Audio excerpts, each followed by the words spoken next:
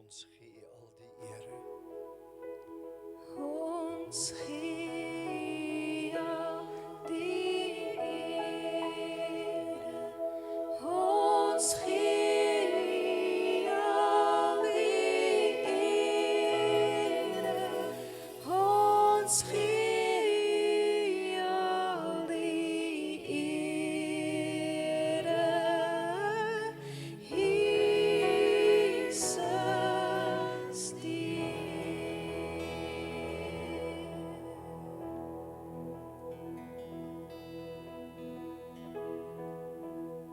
Ons wees net so oomblik in die Here se teenwoordigheid.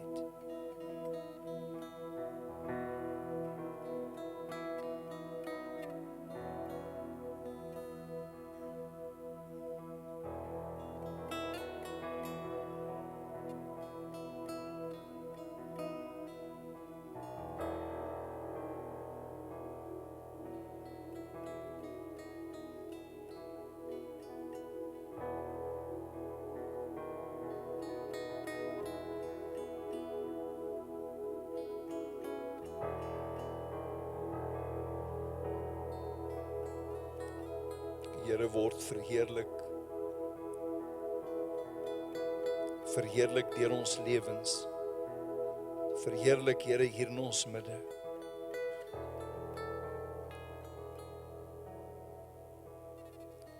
Dankie Here.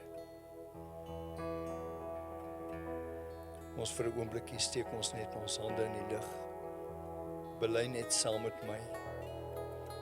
Jesus, U is die Christus, die Seun van die lewende God.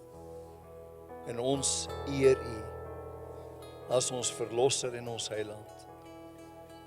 In Jesus naam. Amen.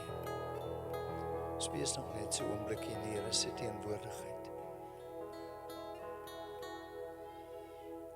Het 'n man in die diens ingekom. Jy het 'n ontsettende hoofpyn. Jy vrymoedigheid het, wil ek hê jy moet uitkom onmiddellik.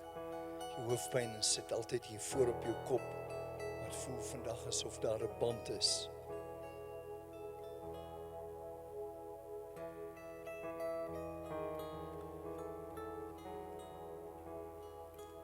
Dankie Here.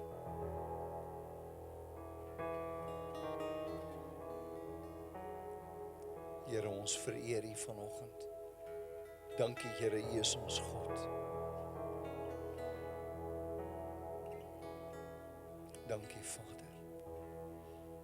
Ons gaan 'n oombliekie neem en net almal om ons groet. Ek sien regtig die man. My gees beleef ek is 53 jaar oud en die Here wil jou regtig aanraak. Neem 'n oombliekie net groet almal om jou. Stel jouself voor, gee hulle drukkie.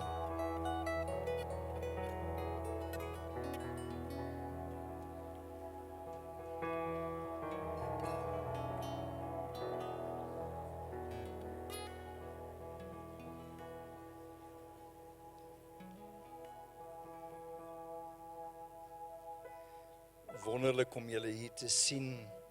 Desember maand vakansie maand, maar jy's hier en jy doen moeite om saam te kom aanbid. In Genesis 14 vers 20 lees ons 'n interessante versie. Ons gaan die Here vereer met dit wat hy aan ons toevertrou het en ons finansies. Die woord sê in Genesis 14 vers 20. Ek weet nie of ons vanoggend met ons tegnologie effens 'n probleem het nie. Maar dis deel van die genade wat 'n ou mee leef, is jou tegnologie. Verlede week het ek in Centurion bedien en 'n halfuur voor die tyd, toe het ons kragonderbreking. Dis deel van die genade wat ons mee saamleef. Die woord sê vir ons in Genesis 14 vers 20 die volgende: En geseënd is God die Allerhoogste, wat u vyande in die hand gegee het. Die Here praat met Abraham. Toe gee hy hom 'n tiende van alles. Abraham is ons geloofsvader, reg van die begin van Genesis af, vereer die Here met dit wat hy aan hom toevertrou het. Ek het al gedeel oor die begrip van bruto en netto, en ons gee gewoonlik aan die Here uit ons netto inkomste, maar as jy onseker is daaroor, jy welkom om 'n finansiële seminar by te woon.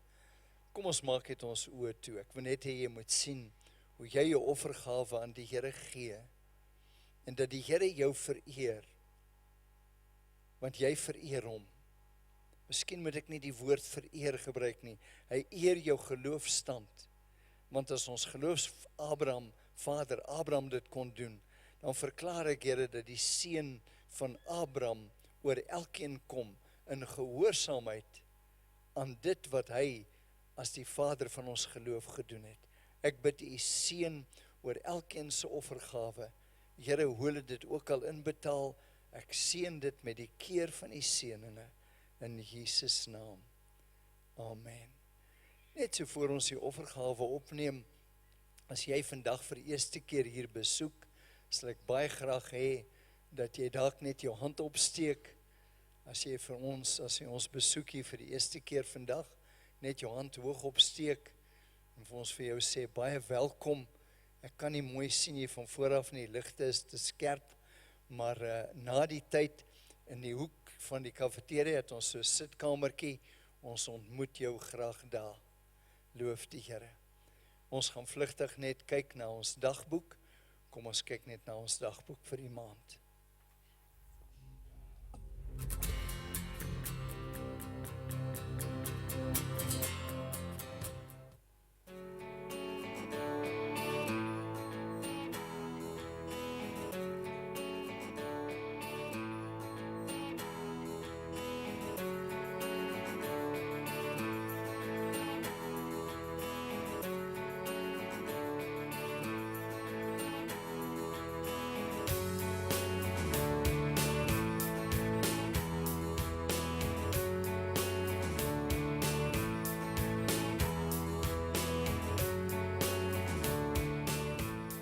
Dit is einde van die jaar. Elkeen maak gereed om so 'n bietjie te ontspan aan die einde van die jaar. Maar begin so lank bietjie dink aan watter kursus by Lewende Woord jy sal wil meemaak volgende jaar. Die eerste bied ons aan vrymakende waarhede. Ons bied ook aan ons profetiese skool en dan by die Bible College, Biblical Studies Foundation kursus en 'n Christian Counseling kursus. Die Bible College se voltydse kursus, ons Biblical Studies Foundations, se registrasie sluit maandag 12 Januarie om 12:00.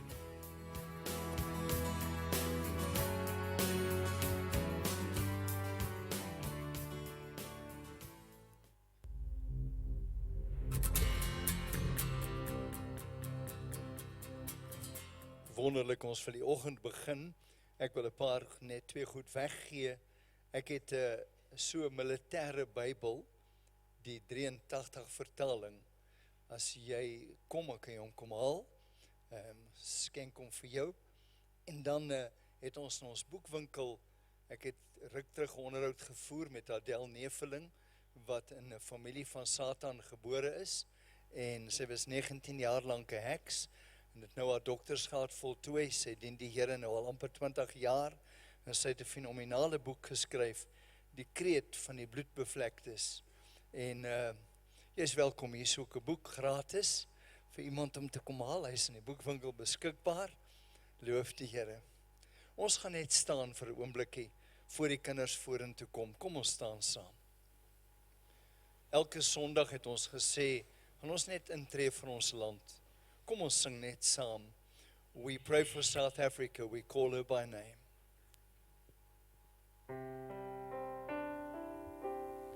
We pray for South Africa. We call her by name.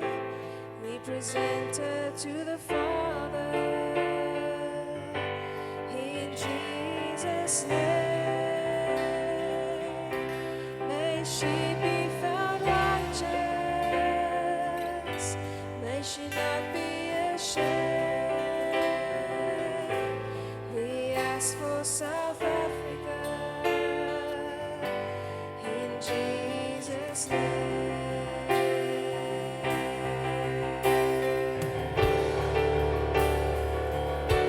We pray for South Africa. We call her by name. We present her to the Father in Jesus' name.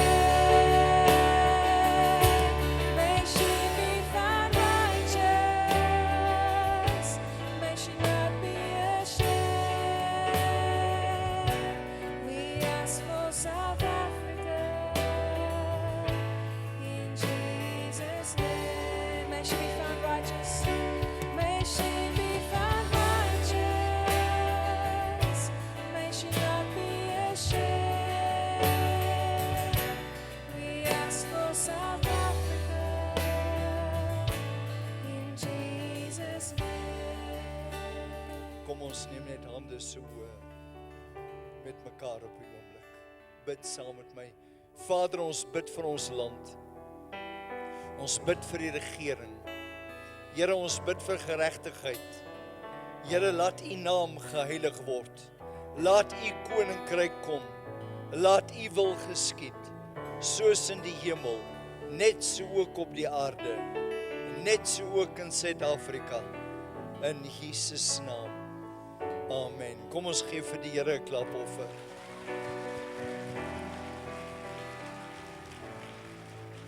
Wonderlik, jy kan jou sitplek neem. Ek vra dat in Desember maand jy 'n dag sal vat waarop jy sal vas. In die nuwe jaar gaan ons mense roep om 1 dag 'n maand te vas, 1 dag 'n week, primêr te bid vir die land en vir die ingryping van die Here in ons land en in ons regering. Al die kinders kan vorentoe kom. Steven het vir julle 'n storie. Julle kan hier voorkom sit. Die kinders word bederf. Hulle kry 'n bietjie lekker goed ook. So ek wil net vir die ouers sê, en Kersdag is 'n baie spesiale dag altyd vir die kinders hier by Lewende Woord, en ons wil jou bemoedig om te kom en jou kinders te bring. Ons probeer die kinders net betrek dat hulle deel kan hê aan die diens, sodat die ouers ook kan kerk toe kom. En as jy groot is en jy dink jy's 'n kinder, is jy welkom.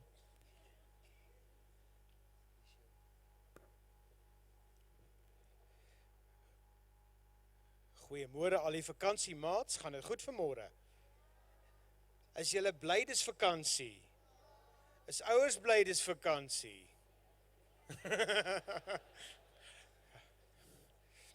Kan ek vra asseblief dat julle verby so die naby skuif sodat julle my almal kan sien? OK. En julle, dis min dae, né? Een van die dae is Kersfees. Is julle nie bly nie? Weet julle wat julle graag wil hê vir Kersfees? Het jy al klaar vir mamma gesê? Is nog nie vir mamma gesê nie. My seentjie bid elke aand kliphard wat hy wil hê vir Kersfees. Hy weet hoe om te skimp. Wel julle, ek wil vir julle graag ietsie vertel. Nou sê julle vir my, wat is hierdie? Is 'n agterpeltjie. Nou sê vir my, hoe voel hierdie hartaartappel? Voel vir my daar, druk 'n bietjie op daai aartappeltjie daar. En wat is hierdie? Wat is hierdie julle? Is dit 'n eier? 'n Hoendertjie het 'n eiertjie gaan lê. Nou hier is 'n eiertjie, né? Nou sê, as jy hom so skud, wat hoor jy daar binne? Vat hom. Maar moenie laat val nie, hoor? Okay, vat hom, hoor. Luister, skud hom. Hoe voel hy daar binnekant? Is sy hard binnekant? Nee, sag binnekant, né? Ja. En hierdie aartappel, meneer, hoe voel daai aartappel vir jou? Baie hard. Is jy 'n couch potato? Ja. Okay. Is jy 'n couch potato? Vir nou met die vakansie, né? Okay, goed. En wat is hierdie? Julle, wat kan julle vir my sê? Wat is hierdie?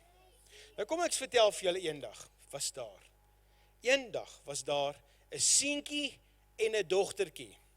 En hierdie seentjie en die dogtertjie is bored, sê bored. Hulle is vervelig. Hulle is nie vervelig nie, verveeld bedoel ek. Hulle sit daar en sê, ag, lewe is nie lekker nie. Lewe is sleg. Ek hou nie van hierdie lewe nie. Dis nie vir my lekker nie. Ek wil 'n ander lewe hê. Toe mamma hierdie ding sien, toe dink sy vir haarself, nee, wat ek gaan doen is ek gaan vir julle ietsie wys. Weet jy wat julle toe gedoen? Hulle sê kom julle, kom 'n bietjie na my kombuis toe. Daar mamma is toe 'n kok en wat sy toe doen, sy maak toe so. Sy vat toe 3 potjies en sy sit dit toe so op die stoof. En weet wat het toe gebeur? Toe sê sy, okay, goed, ons gaan vir ons 'n aartappeltjie kook. Ja, ons gaan vir ons 'n eiertjie kook. En ek gaan 'n bietjie bone gooi. Wat ek toe doen? Ek het nou ongelukkig nou nie 'n stoof hier nie. Ek dink nie oom Neville sal baie opgewonde wees met my as ek nou hier 'n stoof hier het nie. Maar wat toe gebeur het? Hier is net 'n oomblik liefie. So wat toe gebeur het, is hulle maak toe so. Hulle vervat hierdie 3 bestanddele. Hulle gooi toe dit warm water daarin, kookwater en hulle kook hom. Gooi vir my daarin, liefie. Baie dankie. Okay. Annie enetjie. Baie dankie. Okay. En wie kan julle vir my sê, hierdie 3 onderwerpe is blootgestel aan dieselfde element, warm water. Sê vir my, wie was al warm gemaak? Wie was al warm gemaak? Milan word gereeld warm gemaak. Maar weet jy wat goed is vir warm maak? Dit vat al die wassies by die ore uit. Maar ons praat nie nou daaroor nie. Maar wat ek vir julle wil sê, hierdie 3 onderwerpe is blootgestel aan dieselfde element, warm water. Maar wat gebeur dan wanneer jy hierdie goed aanhou kook? En weet jy wat gebeur? Hierdie harde aartappel gebeur die volgende mee. Hy kook éventueel, daar haal ons hom uit. En wat gebeur met hierdie aartappeltjie? Sê julle vir my wat gebeur met die aartappel? Hierdie aartappel wat eers hard was, word sag en hy raak pateties. Kyk net daar. Ja, en hier kook ons 'n eiertjie. Wat gebeur met daai harde eier? Daai eier word hard. En hier het ons 'n harde eier gekook. Sien julle dit? Julle, wat het gebeur toe met hierdie koffie? Wat het toe gebeur met die koffie toe in die kookwater is? Kyk julle, ek wil vir julle 'n storie vertel. Die lewe werk so. Ons almal word blootgestel aan elemente. Warm water. 'n Paar van ons is in ons element wanneer ons in warm water is. Maar wat gebeur hier is dat, die vraag is, wanneer dinge moeilik gaan met jou, word jy sag, waar jy eers ferm en stabiel was, maar sodra dit moeilik gaan, dan raak ons so half pateties. Ons raak so papperig. En ander wat mooi harte gehad het, word ewe skielik hard. Of is jy soos hierdie koffie? Dit maak nie saak wat gebeur, dit is presies dieselfde element. Die moeilikheid, die teespoed wat hom dra, maar wanneer daar teespoed kom met koffie, wat gebeur? Dan verander dit die water. Dit verander die moeilikheid. En wat gebeur hier, wanneer die moeilikheid verander, wat gebeur? 'n heerlike koppie koffie. Oh, is baie lekker.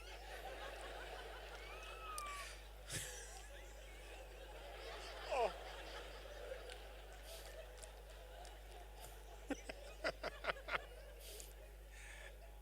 Wie stem vir 'n cappuccino masjien hier reg voor in die diens?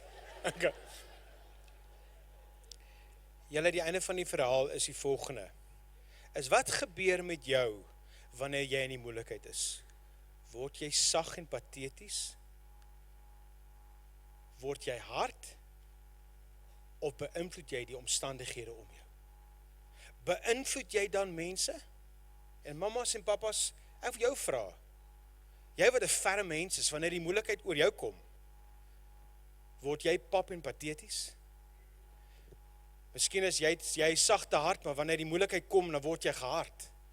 Of is jy soos hierdie bone in water, dat jy beïnvloed jou omstandighede wanneer jy onder druk is.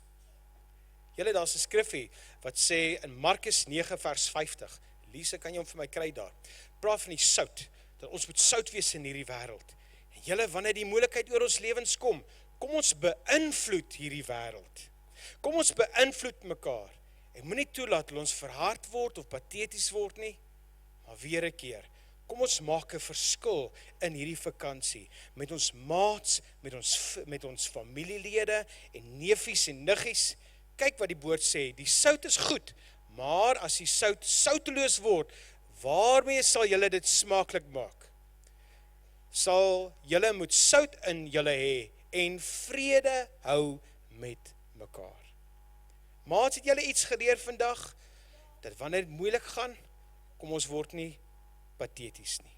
Kom ons word verhard nie, maar kom ons beïnvloed mense wat om ons staan. Kom ons bid saam. Vader, my gebed vir elke maatjie vanoggend en vir elke mamma en pappa wat miskien warm gemaak was hierdie jaar, wat miskien hoë druk gehad het, miskien moeilik gegaan het by die skool, moeilik gegaan het met maats. Here Jesus, help my om nie my hart te verhard nie.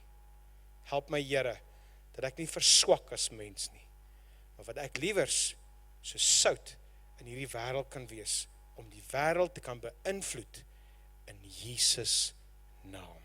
En almal sê, amen. Nou, omrede julle nou so oulik is, en dat julle almal so in julle element is, gaan ek vir julle elkeen 'n sweetie gee. Is julle lus vir 'n sweetie? Okay, goed. Nou, hierdie sweeties is vreeslik lekker. Dis Tex sjokolade. Okay, nou hierdie sjokolade, ons gaan net een deel maak. Is dit reg so, julle? Elkeen is welkom om 'n sjokolade te vat, nie vir mamma nie en vir pappa nie, hulle is op die ete.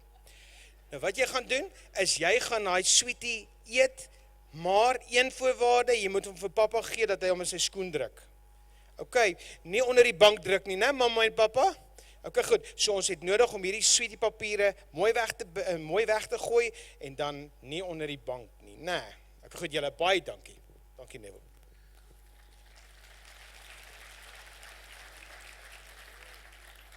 Terwyl die kinders terug beweeg, kan jy net daai DVD vir my speel asseblief? There was a secret chord that David played and it pleased the Lord. But you don't really care for music, do you? Well, it goes like this, the fourth, the fifth, the minor fall and the major lift. Barefoot king composing hallelujah. hallelujah, hallelujah, hallelujah, hallelujah, hallelujah.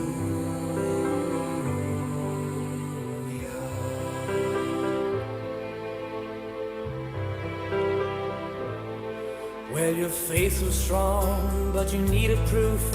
You saw her bathing on the roof, her beauty in the moonlight overthrew you.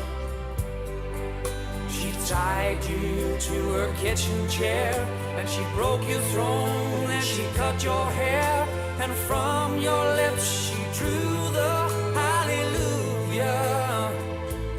Hallelujah, hallelujah, hallelujah, hallelujah.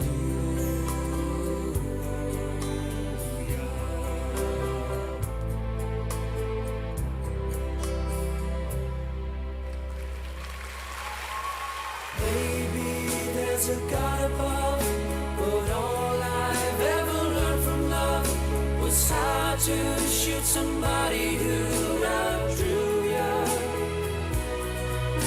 It's not a cry that you hear at night. It's not someone who has seen the light. It's a cold and it's a broken hallelujah. Hallelujah. Hallelujah. Hallelujah.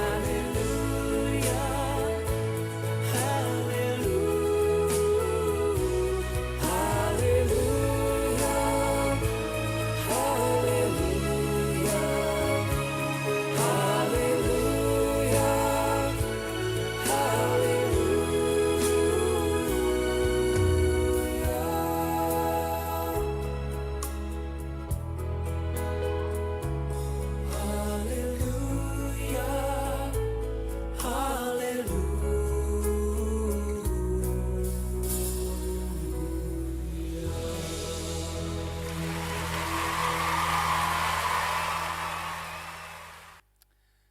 Kom ons bid net saam. Vader, ek bid dat U my wysheid sal gee en genade sal gee om hierdie woord wat U brandend in my hart gemaak het met elkeen te deel. In Jesus naam. Amen. Ek wil met jou 'n woord deel rondom die opskrif Spreek net die woord.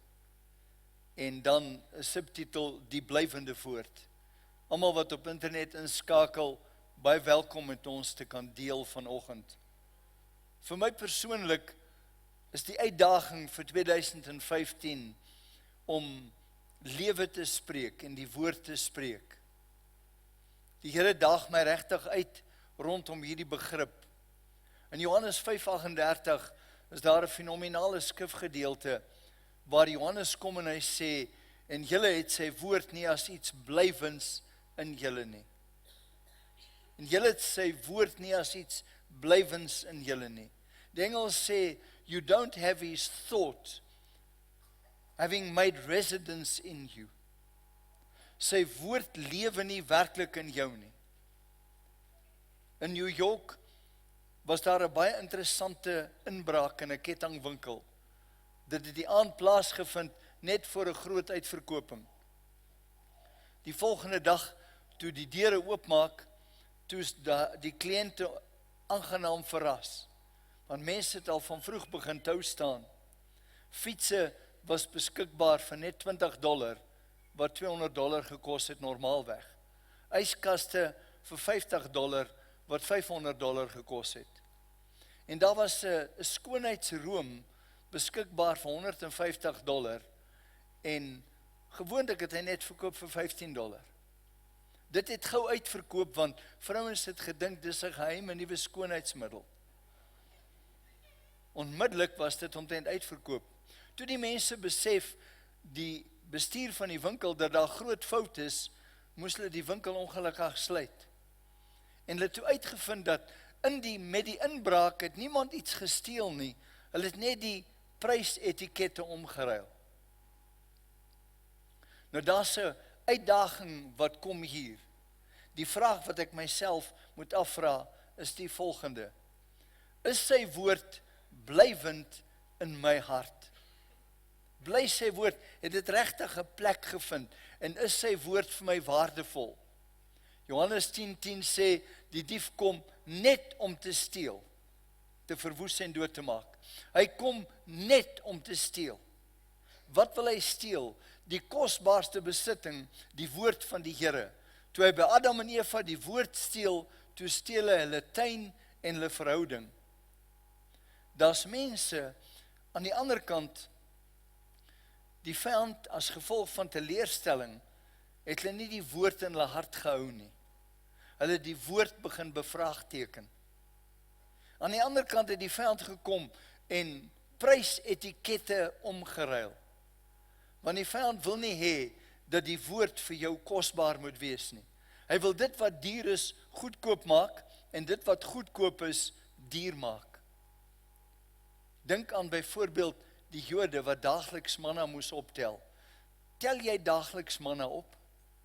Matteus 4:4 sê, jy lewe nie van brood alleen nie, maar van elke woord wat uit die hart van God kom. En hy gebruik die woord rema woord. Tel jy manna op?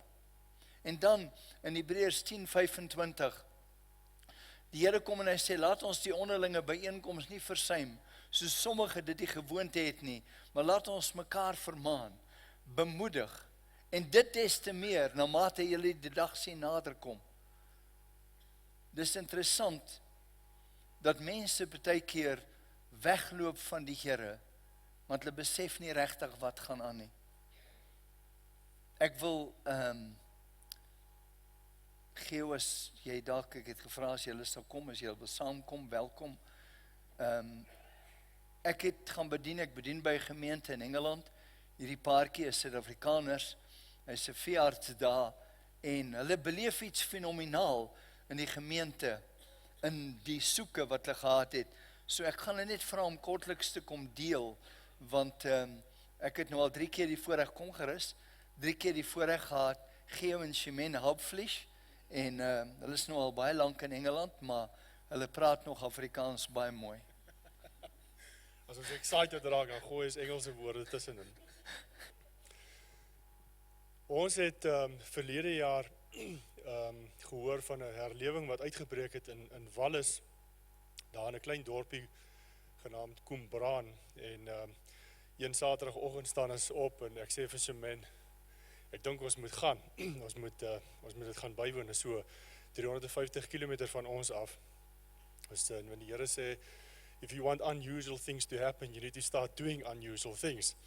So ons klim in die kar en ons gaan deur, en die storie agter die storie was, hulle het in April verlede jaar het hulle 'n Bybelstudie gehad, die Woensdag aand, en daar was 'n gemeentelid wat 'n ouerige man wat in 'n reistool was vir omtrent 10 jaar, kon nie loop nie. En tydens die aanbiddingstyd het hulle die Here geloof en geprys, en skielik het hierdie ou opgestaan uit sy reistool uit, die reistool gevat en bokant sy kop opgetel en begin hardloop in die kerk met hierdie reistool. So daar het pandemonium uitgebreek en hulle het begin met dienste elke aand. En die teenwoordigheid van die Here is so tasbaar in hierdie warehouse. Dit was glad nie 'n smart plek nie. Hy vat so 400 mense elke aand, chock en blok. Ons kom die Saterdagmiddag daar aan, so 5:00 se kant, daar staan 'n tou mense, honderde buite in wag om in te gaan. Terwyl ons instap in die kerk, daar was nie meer plek oor nie. Hulle het ons hier in 'n sysaal ingedruk, en so men gaan vra of daar nie 'n manier is wat ons in die saal kan inkom, jy weet, want hulle wil nie meer mense toelaat nie. Een van die pastoorspare sê toe, hulle sal hulle stoel opoffer vir ons kom sit in die voorste ry, en met ons 3 kinders, en toe ons gaan sit, toe begin ons kinders huil. Dis net die teenwoordigheid van God, is so oorweldigend tasbaar. Die herlewing het duisende mense na die Here toe gebring, is nog steeds aan die gang, is omtrent 18 maande, en die Here het amazing wonderwerke gedoen al in daai plek, en is besig om te versprei. En daar's pockets in Engeland wat nou al dit gebeur, en in ons eie gemeente is daar ook nou al iets om te gebeur, wat besig is om te gebeur. So ek gaan vir sy men vra om net iets vinnig te deel, is dit okay, Neville?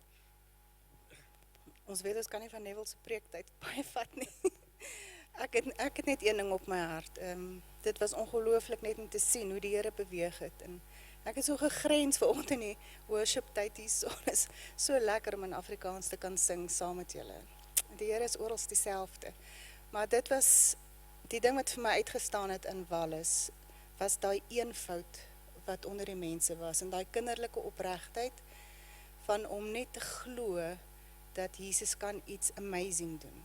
En God is mos dieselfde oral. En as ons regtig in ons harte glo, soos hulle geglo het, dan sal hy dit in Suid-Afrika ook doen. Baie dankie.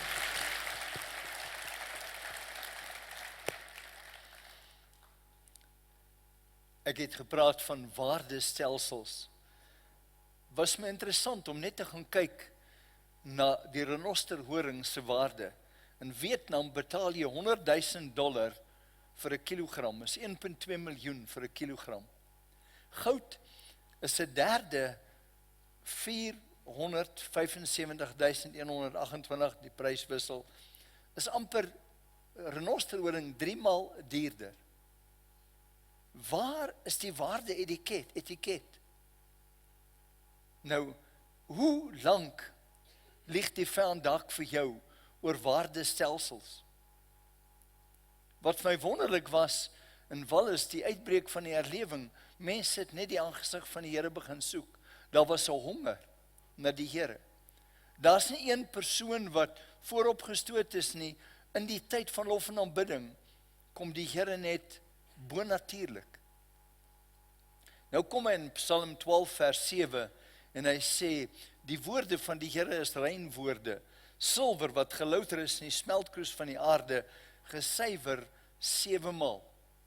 God se woord moet in jou hart bly, want dis gesuiwerde woord. Nou in Johannes 15 vers 7 kom daag die Here my uit. Hy sê, as julle in my bly en my woorde in julle, sal julle vra net wat julle wil hê en julle sal dit verkry. Ek weet nie hoe lees jy jou Bybel nie. My eerste vraag is dit waar? Is dit regtig so? Hoekom beleef ek dit nie? Hoekom beleef ek nie wat die Here beloof nie? Nou die vraag is vir jouself. When the Amplified Bible sê, if you live in me, abide united, vitally united to me, and my words remain in you, and continue to live in your hearts. Geloof kom deur die woord nie aan oor daarvan. Ask whatever you will, and it shall be done for you. As jy jou geloof in Christus, en in wat hy op die kruis vir jou en my gedoen het, geanker sal hou, sal jy vra net wat jy wil hê. Miskien verstaan ek waarom Paulus nou kom en vir die gemeente in Korinthe sê, in 1 Korintiërs 2:2, want ek het my voorgenem om niks onder julle te weet as Jesus Christus en hom as die gekruisigde. Paulus sê hier, dit gaan nie oor filosofie nie. Dit gaan nie hier oor menslike wysheid of goeie voornemens nie. Dit gaan ook nie oor jou vermoë om die evangelie te preek nie. Mooi woorde nie. Dit gaan oor een ding, Jesus Christus en hom as die gekruisigde. Is my interessant dat daar mense is wat wil wegdoen met kruise. Ontslaa raak van die kruis om jou nek by jou huis in die kerk. Maar wat sê die woord? Jy sien, as ek wegkom van die kern van die evangelie, verloor hy krag. Dit alleen, Jesus en hom as die gekruisigde, kan die sondaar red, kan die gevangene vrymaak, kan die gelowiges in vryheid hou. Verder sê Paulus vir die gemeente in Korinthe, in 1 Korintiërs 2, vers 3-5. Ek was ook by julle in swakheid en in vrees, en in veel bewing. Letterlik sê hy, ek was by julle in my menslike swakheid, en ek het besef dat die Here iets aan my toevertrou om aan julle die evangelie te verkondig, en dat ek dit in my swakheid kan doen, dat ek nie eintlik bekwam is om dit te doen nie. Hy gaan aan en hy sê, en my rede en my prediking was nie in oorredende woorde van menslike wysheid nie, maar in betoning van die gees en krag. Ek kan nie met woorde jou probeer oortuig nie. Ek moet kom met wat die Here vir my sê. Paulus besef, hy preek in sy swakheid, en dalk het hy 'n onvermoë om dit oor te dra. 'n Onvermoë. Hy gaan aan en hy sê, sodat julle geloof nie in die wysheid van mense sou bestaan nie, maar in die krag van God. Dis nie ons wysheid nie. Dit het niks met ons as individu te doen nie. Nou daar lê krag in wie Christus is, en in wie ek en jy in hom is, en in wat hy vir ons aan die kruis gedoen het. Daarin lê krag. Die Heilige Gees kom en hy gebruik die woord, en hy gebruik die woord in, soos in Genesis, die woord en die Gees kom saam, en iets gebeur. Die Amplified Bible sê in Hebreërs 4:12, For the word that God speaks is alive. Dis lewendig. Ek kan nie net 'n woord spreek wat niks sê nie. Dis lewendig en dis vol krag. Interessant hoe die woord vol krag is. Naaman lê aan melaatsheid en hy kom na die man van God vir 'n woord, en die man het 'n woord. God praat deur 'n man en sê, gaan was jouself 7 maal. Dink jy na 6 keer werk dit, maar die woord was 7 keer. Die 7de keer kom hy uit en hy is skoon. Partykeer sê ons vir mense, en ek sê altyd vir mense, laat ten minste 7 keer vir jou bid. Jy bid na 1 keer, ag nee, wat dit werk nie. Baie keer wanneer ons bid, kom geloof, kom verwagting. Hy gaan aan en hy sê, it making it active. The word of God is active. Kan nooit passief wees nie. Dis operative. Dit kom en dit opereer. Want dit bring skeiding tussen gees en siel. It's energizing. Die woord kom en skielik, omdat die woord gees en lewe is, wek het iets in my op. And effective. It is sharper than any two-edged sword. And cuts to the dividing line of the breath, the soul, and the immortal spirit. Eintlik kan net die woord gees en siel skei. And the joints and the marrow of the deepest part of our nature. Terwyl ek en jy op die Here wag, kom die Here, en deur sy woord sê hy, hier's iets wat verkeerd is. Dis 'n jong dame wat voorkom, en ek kom staan voor haar en ek sê vir haar, weet jy, omdat my ma en 3 van my familie is dokters, wil ek versigtig wees wat ek vir jou sê. Maar jou medikasie maak jou siek. Jy is lankal gesond en jy moet van die medikasie af. Ek sê, maar gaan praat met jou dokter. Sy kom by die huis en sy sê, Here, ek gaan eers met u praat. En toe sy 2 weke terug na die dokter toe gaan, of 2 weke later, sê die dokter, wat het met jou gebeur? Sê dokter, ek's van die medisyne af.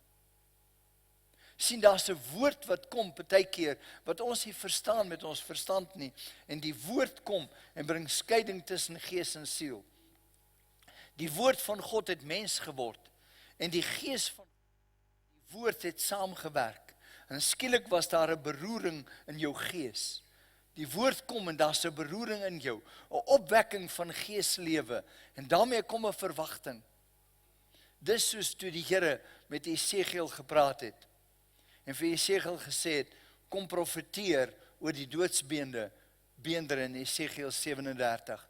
Ek wil net hê ons na 'n kort gedeeltjie kyk daar, uit Esegiel 37. The hand of the Lord was upon me. He brought me out by the Spirit of the Lord and set me in the middle of a valley. It was full of bones. He led me back and forth among them, and I saw a great many bones on the floor of the valley. He asked me, Son of man, can these bones live? I said, O sovereign Lord, you alone know. Then he said to me, prophesy to these bones and say to them, dry bones, hear the voice of the Lord. I will make breath into you, and you will come to life. Then you will know that I am the Lord. So I prophesied as I was commanded, and as I was prophesying, there was a noise, a rattling sound, and the bones came together, bone to bone. I looked, and tendons and flesh appeared on them, and skin covered them, but there was no breath in them. Then he said to me, prophesy to the breath, and say to it, come from the four winds, O breath, and breathe into these slain, that they may live. So I prophesied as he commanded me, and breath entered them. They came to life and stood up on their feet, a vast army.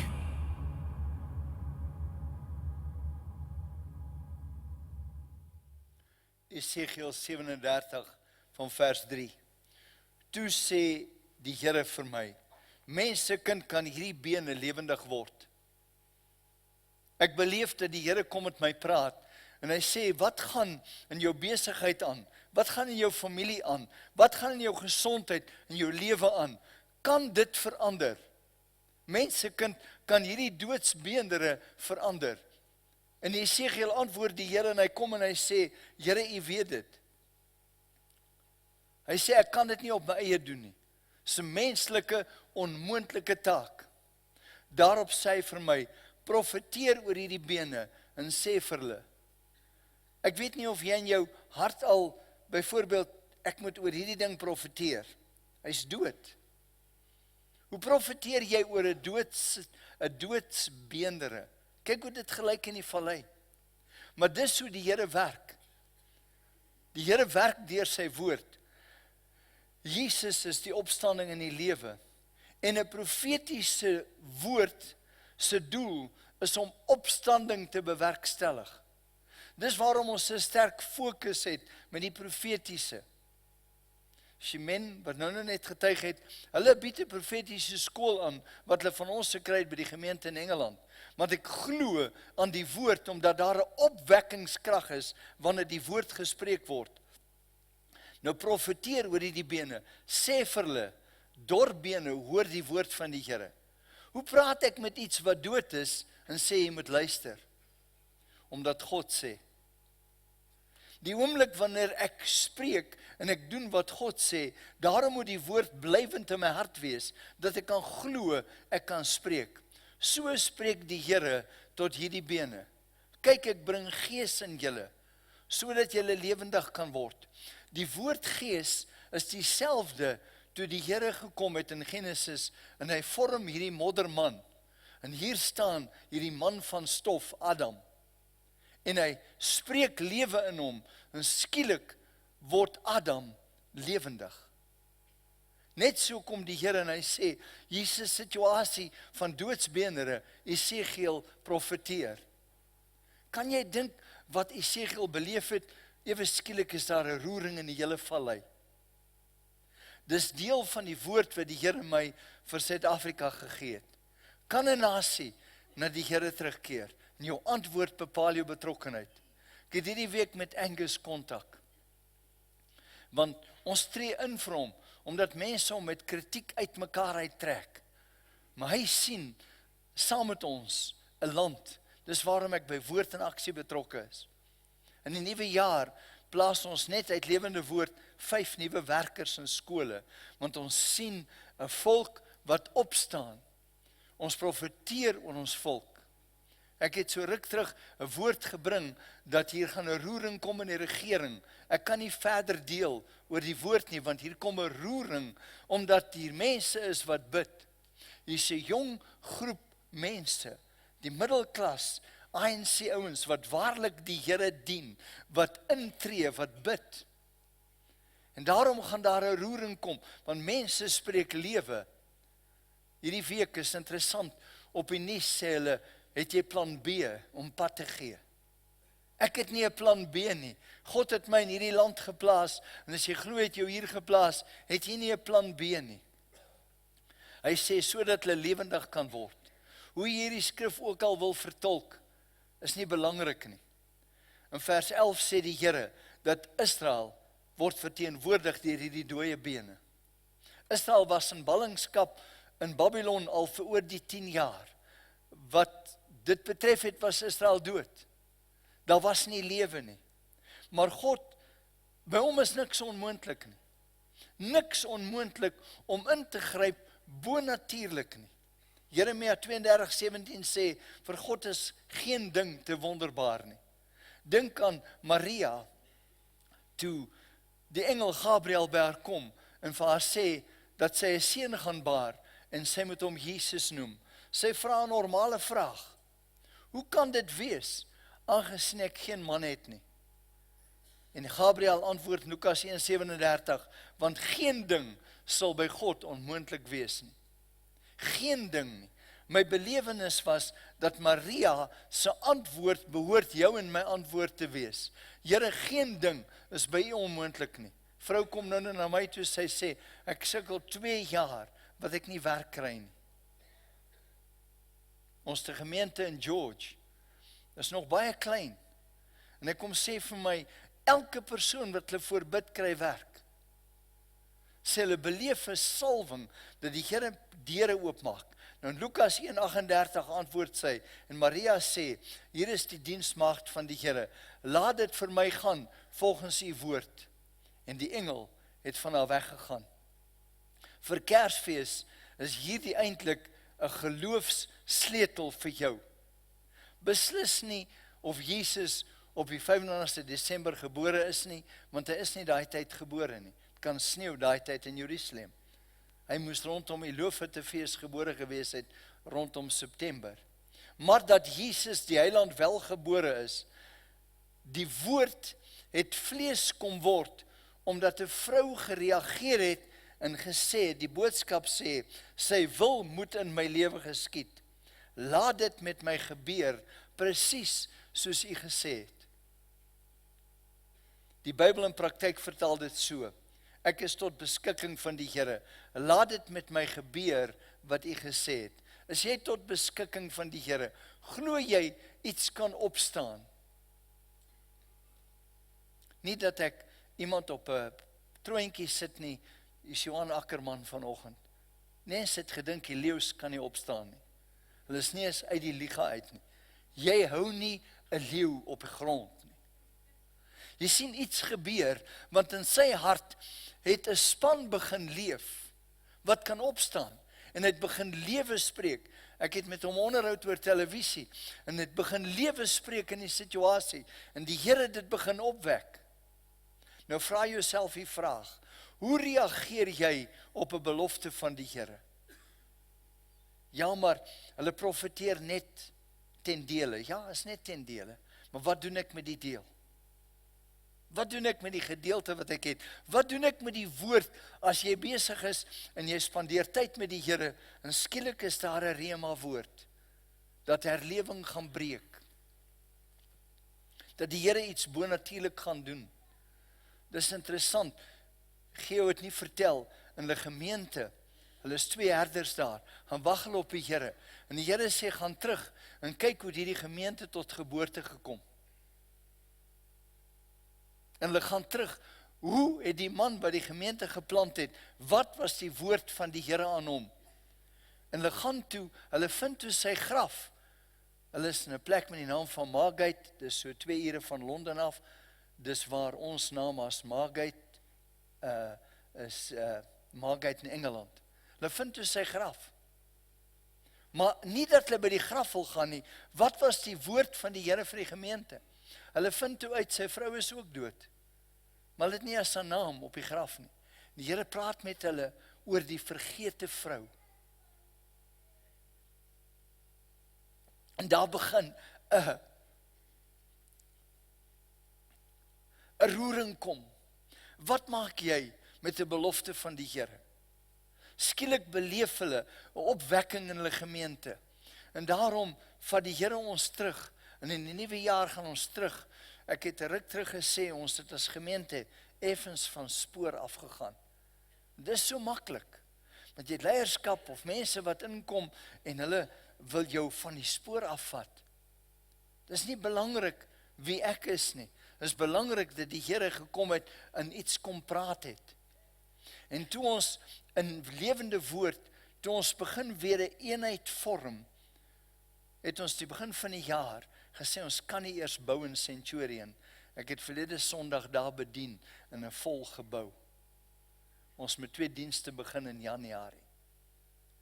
Sien, die Here kom, en hy kom wek iets op, en ek glo dat die Here met lewende woord praat, om in die land te impak te hê. Maar nou gaan hy aan, want die Here wil vir ons iets hier leer. Sarah, die vrou van Abraham, toe sy hoor sy gaan 'n kind baar, toe lag sy. Want ek is te oud, maar niks is by God te wonderbaar nie. Toe Manoah, Simson se pa, 'n woord hoor, was hy ontsteld. Want die engel het met sy vrou gepraat. Hy vra dat die engel van die Here weer kom praat. En die Here kom bevestig weer 'n belofte.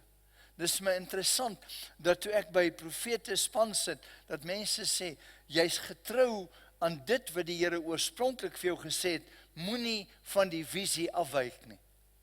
Wat sê die Here vir jou? Dink aan Sagaria. Sagaria, Johannes die Doper se pa, hy twyfel. Kan dit wees? My vrou het nie kinders nie. Hoe kan die Here Johannes die Doper deur my vrou stuur? Toe zip die engel om. Hy kon vir 9 maande nie praat nie. Party van ons moet gezip word, want jy praat soveel nonsens en soveel ongeloof, dat jy moet eintlik ophou praat. Jy sit 'n ma hier voor, wie se kind in verdowingsmiddels was. En as jy haar getuienis hoor, hulle toe die man met wie sy deur mekaar was gevang, hy het selfmoord gepleeg.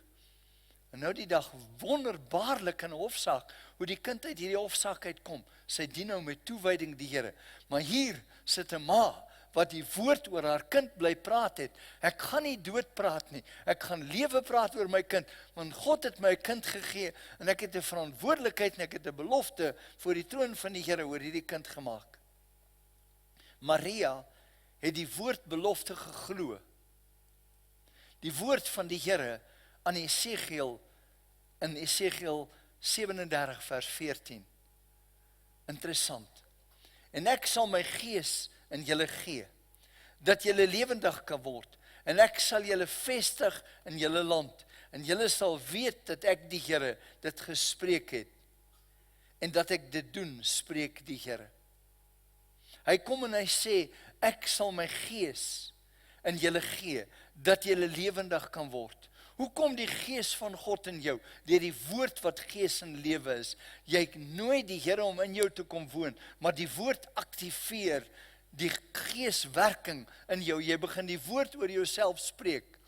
En ek gaan nou jou uitdag om saam met my te profeteer. As mens kan ons so maklik moedeloos word. Ons verloor moed. In die oomblik wat jy moed verloor, verloor jy hoop. En dan maak jy die deur van geloof toe. Want hoop is die deur tot geloof. Nou glo jy nie dat die Here regtig iets bonatuurlik kan doen nie. Hoekom wil die vyand jou hoop steel? Want hy wil die woord steel. As hy die woord kan steel, steel hy die res wat jy het. Ek wil teruggaan, Esegiel 37 vanaf vers 11. Hy sê in vers 11, toe sê hy vir my mensekind, hierdie bene is die hele huis van Israel. Kyk, hulle sê, ons bene is verdor, en ons verwagting is verlore. Ek weet nie hoe lyk jou omstandighede nie. Is jou verwagting verlore? Is dit klaar met jou? Jy sien, ons verwagting is weg.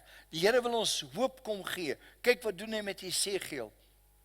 Hy sê verder in vers 12. Daarop profeteer en sê aan hulle, hoe kry ek hoop terug? Ek begin profeteer, ek begin lewe spreek. So spreek die Here. Kyk, ek sal julle grafte oopmaak. Party mense is in 'n graf, ander in 'n groef. In 'n graf en 'n groef se diepte verskil net. Ons kan so maklik in 'n groef sit.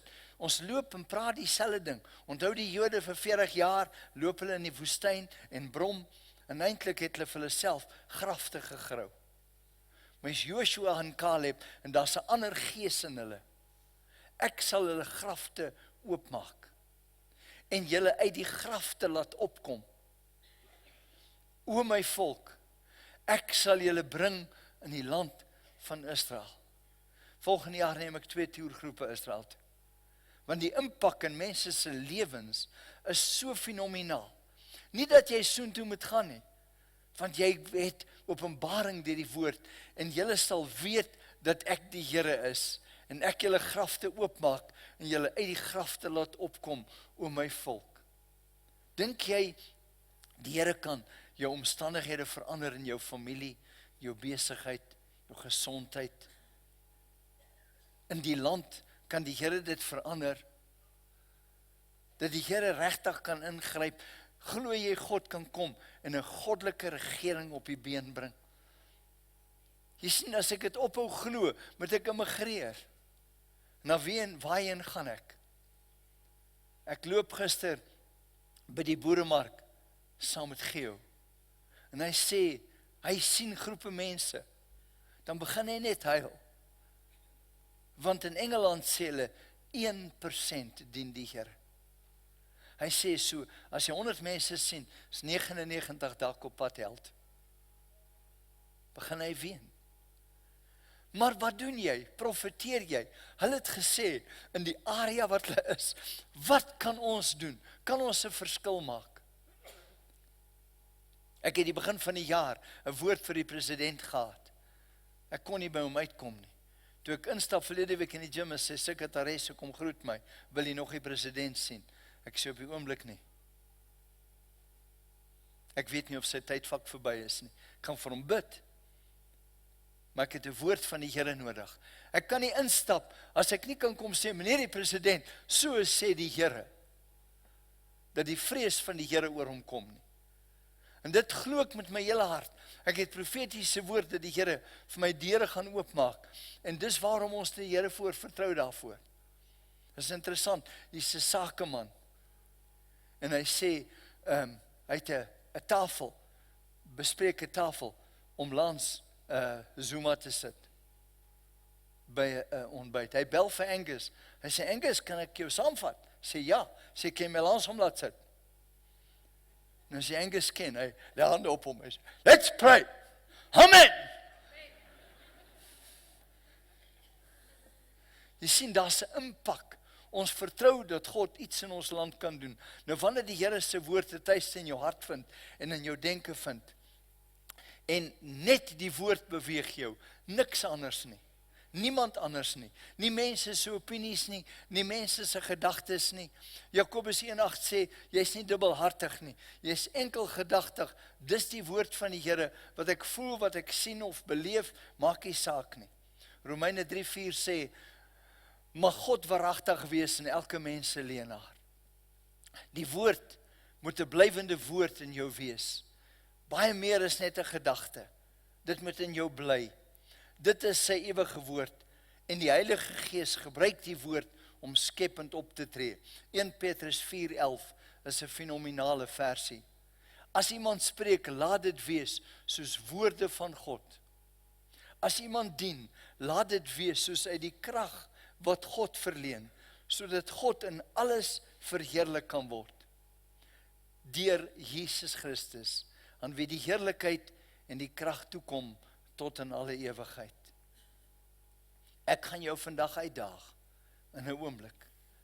Jesaja 65 vers 16 is 'n versie wat julle my baie hoor kwoteer, sodat hy wat homself sien in die land, hom sal seën by die God van waarheid. Ek gaan vra dat ons almal staan en dat die aanbiddingsspan vorentoe kom.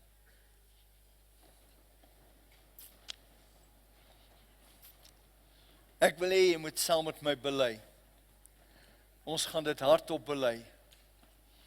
Ek gaan jou voorsê en jy volg my. Bely saam met my. O Here, U is geen aannemer van die persoon nie. Ek is belangrik vir U. Ek is een van 'n soort. Uniek en wonderbaar. U het my geskep. En U het 'n plan met my. Ek seën myself vandag in alles wat ek doen. Ek spreek lewe oor my familie. Ek spreek lewe oor myself. Ek spreek seën en voorspoed uit oor my huis, oor die werk en oor my kerk en oor U kerk. Ek spreek genesing oor myself uit. Ek verklaar dat U my wil genees. Liggaam hoor die woord van die Here. Lewe en funksioneer gesond. En funksioneer normaal. Plaas nou jou hand op jou kop, jou regterhand. Ek seën myself om 'n seën vir almal te wees. Ek verklaar myself vry van enige binding, wat dit ook al mag wees. Ek stel in myself 'n honger vry na die woord van God en na fellowship met ander gelowiges. Ek plaas in geloof 'n wag voor my mond. Ek wil 'n lewenspreker wees. In Jesus naam. Amen. Kan ons dit echo?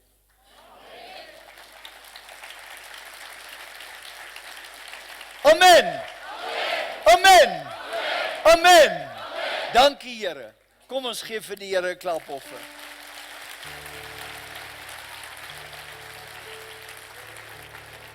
Ek wil jou regtig kom uitdaag.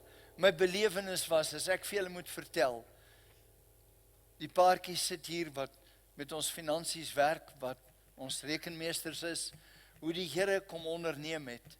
Ons het hierdie jaar op 'n bonatuurlike wyse die Here net elke keer kom onderneem. En die Here wil in jou lewe kom onderneem. Hy wil werklik kom onderneem. Ek wil vra en ek gaan die volgende uitlees, terwyl ek op die Here gewag het. Mans, ek sien 'n man met shin splints. Ek sien 'n man met 'n baie seer knie. En dan 'n man het jou been gebreek, maar hy bly seer. En dan is daar 'n man en is daar sensitief, jy het 'n blaasprobleem. Jy het nie altyd beheer oor jou blaas nie. Dis 'n man met 'n maagsweer en dan iemand jy het 'n lewer- en galblaasprobleem. Dan het ek 'n man gesien met 'n nekprobleem. Wat vrouens betref, ek sien 'n vrou, jou kopvel bly juk en jou hare is besig om uit te val. En dan sien ek iemand, jy het op jou gesig geval en jou gesig bly seer, jou wangbene bly seer. Jy het jou gesig eintlik het die bene geskuif en die Here gaan bonatuurlik vir jou met aanraak. Dis 'n vrou wat doof word in een oor. En dan sien iemand met, jy kry seer hier in die middel van jou borskas. Voel as jy diep asemhaal dat daar iets fout is hier. Dan sien iemand wat 'n asmapompie gebruik, 'n vrou. Glo die Here wil jou kom aanraak. Dan sien jy 'n vrou met maagongesteldheid. Dan sien jy iemand met 'n baie seer voet. Jou voet bly altyd seer. Terwyl ons die Here se naam groot maak en ek gaan nie 'n span los om te kies wat hulle wil sing. Maar ek wil hê dat jy regtig dat jy wag voor jou mond plaas en lewe bly spreek. Met my hele hart glo ek en ek sal kom en vir jou kom verslag doen wat die Here gaan doen. Dis my interessant. Hier's 'n vrou wat bid. Sy kom sien my van Johannesburg en sy sê ek sien dat die Here iets in die land gaan doen. Sy sê die Here mag ander mense gebruik, maar ek sien Neville dat jy en Angus 'n sleutelrol speel in dit wat die Here wil doen in die land. En ons bid vir julle dat julle sal hoor wat die Here vir julle sê en dit gaan doen op wanneer dit nodig is. Ek dink ek is baie spesiaal, maar niks meer spesiaal as jy nie. En elkeen van ons het 'n rol om te vervul. 'n Rol om te vervul. Wat my so beïndruk het met wat in die gemeente in Engeland gebeur, is dat toe hulle luister wat die Here vir hulle sê, toe begin daar 'n roering kom van as dit ware die doodsbeendere in die gemeente. Kyk wat die Here gaan doen in jou lewe, in jou werksituasie, jy begin lewe spreek. Kom ons volg en as jy met die woord geïdentifiseer het, kom stap uit vorentoe.